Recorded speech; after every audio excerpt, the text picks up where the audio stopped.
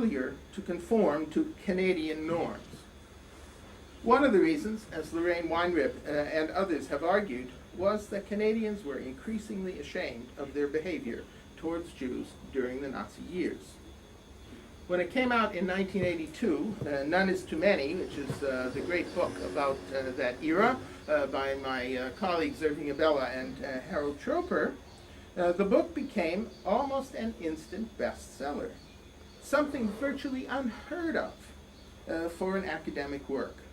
The sales amazed the authors and the publisher, who had taken a flyer on the book after other publishers had refused it as being too un-Canadian and unlikely to sell.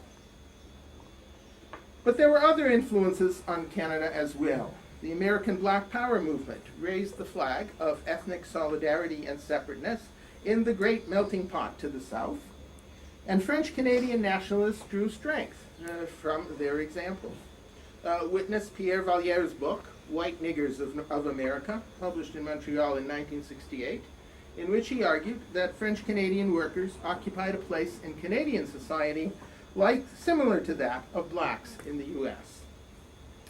As separatist sentiment gathered strength, and as more and more immigrants of non-British, non-French origin came to Canada, politicians and political scientists sought alternatives to the old binational conception of the Canadian polity. A royal commission on bilingualism and biculturalism was struck to study the issue and to suggest a new policy. Well, one of the eventual results of the revisioning of Canada was a provision in the new Constitution adopted in 1982 called the Notwithstanding Clause, which allows a province to reject legislation or court rulings in order to protect the collective rights of its residents. Now, this is helpful potentially to Quebec in maintaining its cultural distinctiveness, although it is not useful to the smaller ethnic groups. A more significant result of the deliberations for the other ethnic groups than the French and the English was the Federal Multicultural Act of 1971 that legitimized the preservation of languages and cultures other than those of Britain and France, and of religions other than Protestantism and Catholicism. Not incidentally, it was hoped that the new approach would provide a means for satisfying French-Canadian aspirations without separation. A Ministry of Canadian Heritage was established in Ottawa to promote multiculturalism. Funds were appropriated for the teaching in after-school programs, or sometimes as part of the regular curriculum, of so-called heritage languages, which meant the languages of the old country, whatever it was. Money was now also made available for programming and cultural events in the ethnic communities and for some 30 university chairs of ethnic studies which were established across the country. Each of these, including a Canadian Jewish Studies chair, which is split between York and Concordia universities, specializes in a different one of the country's ethnic groups. For Jews, multiculturalism meant, in addition to the university chair, heritage programs in Yiddish and Hebrew paid for by public funds for day schools in every province where there were day schools except Ontario, a proliferation of Jewish studies programs in Canadian universities, and other opportunities. Perhaps the most significant tangible result of the new approach is that today more than half of all Jewish children receiving a Jewish education in Canada, significantly more than half, go to day schools, a percentage many, many times greater than that in the United States. In less concrete terms, multiculturalism has meant that in playing the Jewish game, so to speak, Jews were no longer acting as outsiders, but rather as exemplary Canadians. Multiculturalism in Canada has meant then that Jews no longer fell into a constitutional lacuna. Rather, they were full-fledged members of the Canadian polity. To paraphrase a saying of the American Supreme Court Judge Louis Brandeis, to be a good Jew was now to be a better Canadian. But here's the rub. Ethnic legitimacy served to pull down many of the barriers that had previously kept Jews partially ghettoized, removed from the mainstream of Canadian life. In 1969, Prime Minister Pierre Elliott Trudeau appointed the first Jew ever to the federal cabinet. Now, a Jew had first been named to the U.S. cabinet in 1905, 64 years earlier, and to the British cabinet in 1909, a full 6 decades earlier. But since 1969, other Jews have served in the federal cabinet, most recently Erwin Cutler, a human rights activist who had played a major public role in the freeing of Natan Sharansky from his Russian prison, and a staunch Zionist with intimate connections to Israel, including his Israeli wife. Jews have also served as provincial premiers, Supreme Court judges, including Rosalie Abella, an incumbent on the court who is the daughter of Holocaust survivors, university presidents, ambassador to the UN, and virtually everything else. In other words, the multicultural society has led directly to the open society in which every individual is free to participate as he or she wishes or can, a society very much like that of the United States. A constitutional reflection of the shift is the Charter of Rights and Freedoms appended to the 1982 Federal Constitution. The Charter focuses almost entirely on the individual, thereby vitiating the assumptions and practices of earlier eras in Canada, which protected group rights. It may be noted that the Charter has proved to be a very effective legal device that the Supreme Court has taken very seriously. The Notwithstanding Clause, on the other hand, which in theory at least protects group rights, has proved to be an awkward vehicle that has had an effect more as a threat than as a useful tool. As individual Jews, no longer outsiders, move into the Canadian mainstream, their Jewish activities generally diminish. Cutler is an exception in this respect. Now, it's not that anyone feels obliged to be less actively Jewish. It's more a shift of priorities and the reality of limited time, energy, and money.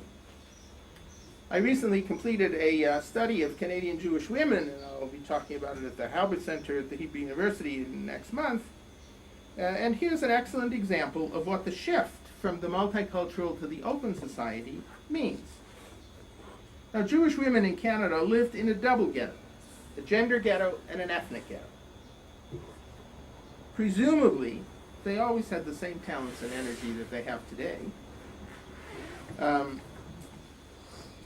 But there were fewer outlets for them, fewer means of self-expression.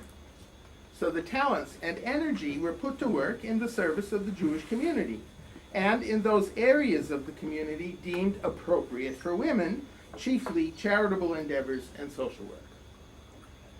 Today, however, as women enter the workforce almost on an equal basis with men, and Madam Justice Abella is perhaps the outstanding example here, as impediments to involvement in the general or Gentile organizations fall away, and here perhaps Professor Judy Rebick, who headed now the National Organization of Women, is a good example, talents and energy once devoted to synagogue sisterhoods, women's Zionist organizations, or Jewish charitable or educational enterprises are simply no longer available for the Jewish community. And the same is true regarding funds. Seymour Schulich, a mining magnate, has given tens of millions of dollars in recent years to Canadian universities, including $15 million for the business school at my own university, which now bears his name. But he is not a regular donor at all to Jewish causes. Joe Rotman, who has deep roots in Israel and does give generously to Jewish causes, has also given tens of millions of dollars to universities, most especially the University of Toronto. Now, these are funds, all or most of which, in another era, would probably have gone to Jewish causes or to Israel. There's little doubt in my mind that the era of multiculturalism is drawing to a close. Perhaps it would have died a natural death, in part because, in legitimizing ethnic difference, it reduced prejudice and ended outsiderness, paving the way to the open society. But also, mindless devotion to diversity and an apparent hesitation to ensure even minimal adherence to Canadian cultural norms and values on the part of immigrants have not been helpful to the cause of multiculturalism, to put the case gently, as Margaret Wenty's article with which I began illustrates. On the other hand, the often thoughtless and overgeneralized criticism of diversity and multiculturalism voiced by many conservatives today is hastening its demise, I think, unwisely. To be sure, segregation, and that's what it was, had drawbacks. Prejudice and the stifling of dreams and talent were two of those drawbacks. But multiculturalism did serve to reinforce Jewish communal life, making available to the community people like the uncrowned monarchs of Jewish Canada in the interwar period, Archie and Lillian Freeman. The Freemans were very wealthy. He owned Ottawa's largest department store. And they were quite acculturated. They could have fit in with anybody. They were on personal terms with Prime Minister Mackenzie King, had a cottage next door to his at Meech Lake, although we know now that he did not particularly like them or any other Jews. Archie headed up the Canadian Zionist organization for more than 2 decades, and Lillian presided over Hadassah Witzo during the same period. They were an extraordinary duo, who might well have spent their money and energy on the general society if it had been more open and accommodating. The open society on the American model, with its standing invitation to all citizens to participate, discourages the individuality and solidarity of groups. In an open society, Theodore Herzl might have been Ted Koppel, Tzipi Livni might have been Madeleine Albright, and Irwin Cutler might have been Henry Kissinger. If I may be permitted a non-academic word to the wise as my closing, it would be this. Canada seems to be headed in the direction of an open society à l'américaine. But perhaps before we bury multiculturalism, or at least before we become involved in assisting its suicide, we should remind ourselves of historical precedents. Monoculturalism has often not been so good for the Jews. In the democratic melting pot, it can lead to assimilation. In a totalitarian society like communist Russia, to the suppression of minorities, and especially Jews. In ethnically or religiously homogeneous societies like contemporary Saudi Arabia or post-1492 Spain, to the exclusion of Jews. And even in Israeli society, lahavdil, to repression and forced conformity with long-term negative consequences, as in the case of Yemenite immigrants, Moroccans, and others. In Canada and elsewhere, multiculturalism, despite its contemporary excesses, and even its predecessor, binationalism, with all of its negative features as far as individual Jews and the Jewish group were concerned, often served the Jewish community and even many Jewish individuals well, reinforcing group loyalty and providing an outlet for the energies of talented Jews to the benefit of Klal Yisrael. If it's really dead and gone, we should at least say, Yehei Zichra Baruch.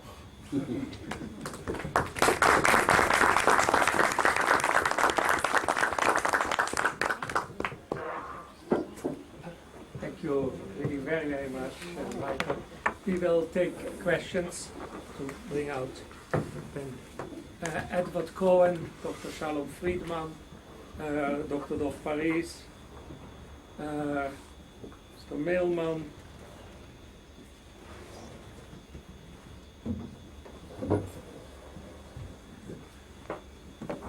any more? Your microphone, Summer?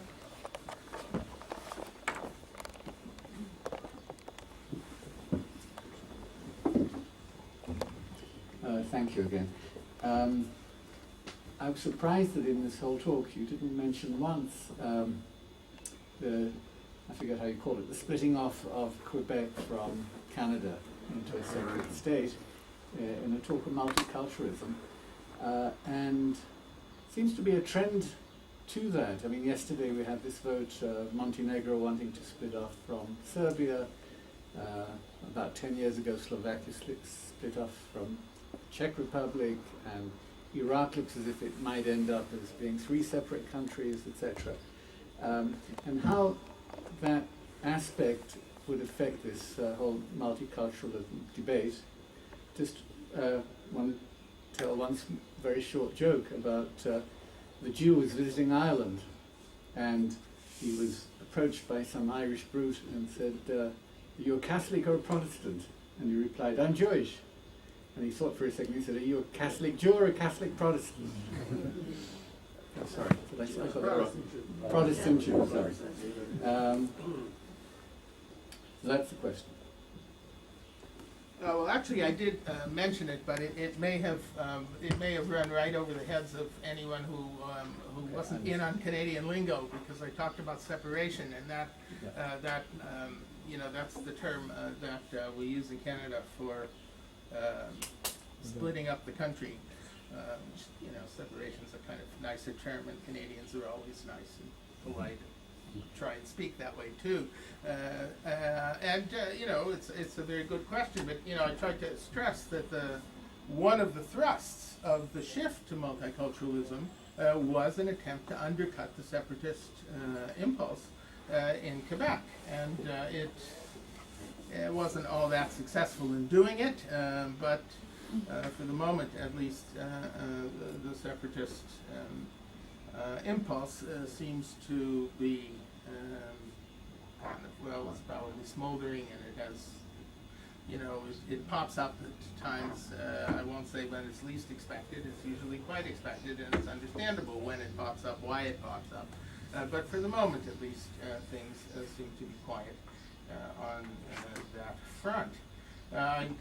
Just say I was once at a general plenary of the Canadian Jewish Congress in Montreal, and one of the speakers was René Lévesque, who was the first really successful separatist politician in Quebec. And I don't remember now if he was at the time the premier of the province or if it was just before that.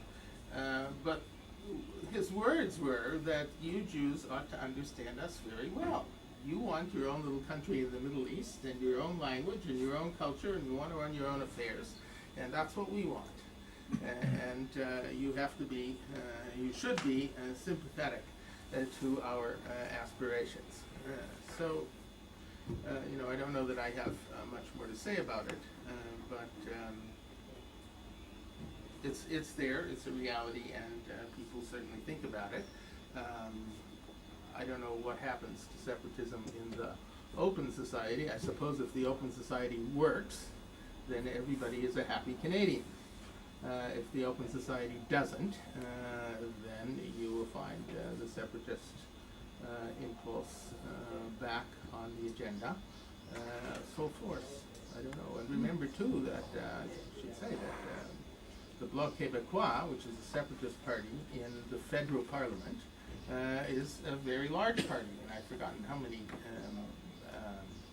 many members they have, but they are the third largest party in the federal parliament. And there's some irony that a separatist party is sitting in the federal parliament, helping to decide issues, and in many cases they are the balance of power between the conservatives, who do not have a majority in the House, and the liberals, who of course have a smaller number than the conservatives. So there's a lot of irony there, and but there they are, doing their work, and presumably dreaming of the day when they can be independent. Shalom? I'm a bit confused about what you mean by the open society, and thank you. You spoke a great deal about the multicultural society. What I'm really asking is about the trend of the future, because as I understand, one of the trends of the future, which you mentioned, is a movement toward restriction, as in the United States, and in Europe, restriction of immigration, trying to get people who are coming in or part to acknowledge the majority culture, to be part of it. So my question really is, how do you see the trend of the future? What direction And what, I guess, what does open society mean in those terms? Well, it doesn't mean open to anybody who wants to live there, that's for sure. Okay. The openness is towards the people who do live there, not towards the rest of the world, which can go fend for itself. But otherwise, you've defined it, I think, quite well. I mean, it's a society in which, there is essentially one culture, one language, in which people can, they can do what they want as long as it somehow fits within the parameters that the majority set out. I mean, in the U.S., traditionally in the U.S., the legitimate sphere for difference was religion. People could be Protestant, Catholic, or Jewish, but ethnicity was not a particularly legitimate sphere. And certainly you are not supposed to be different culturally. Right? Everybody celebrates Thanksgiving, and everybody, no matter when and where their ancestors came from to the U.S. and when they came, their national ancestors are the Pilgrim Fathers who celebrated the first Thanksgiving. Right? So the U.S. takes in everybody and makes them into a new human being. That's what the melting pot is all about. And then in the open society, each person rises or falls, depending on his capabilities, his desires, and we won't talk about the socioeconomic aspects, economists social theorists who will tell us that, if you rise to the top, it's probably because your daddy had a lot of money and helped you get there, and you could afford to go to Harvard, and et cetera, et cetera. But the rags to riches myth, at least, is part of the American myth, and it's, we are supposed to believe, or Americans are supposed to believe, that anybody can do anything that he wants. That's the open society, which isn't always as open as it claims to be, but that's... But what I'm referring to really is something else. I'm referring to the fact that within the United States itself, there's a tremendous resistance to the Hispanic culture, which refuses to assimilate or